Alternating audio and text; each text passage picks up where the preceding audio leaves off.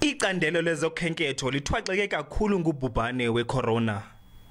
Lo gama ibhunga logcino mafa nelithiwe ngobawo uNelson Mandela khange liphulukane nangeniso nanjengoko bengabizi imali yokungena.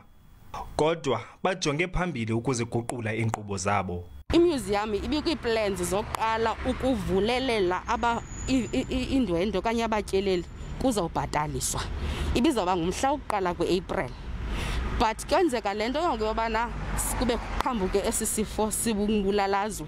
Sabona uba masizimise zonke inkqubo zethu ezifana nezo.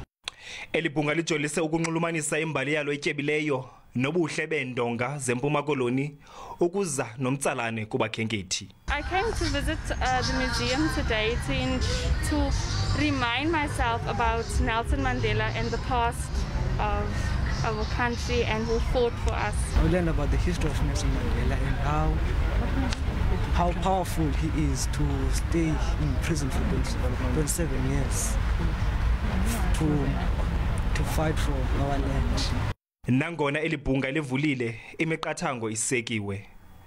Amandwendwe akhuthaziwe ukuba enze idinga kwangethuba nanjengoko kufakwa umthamo wama-20 abantu ngexesha ubuninzi.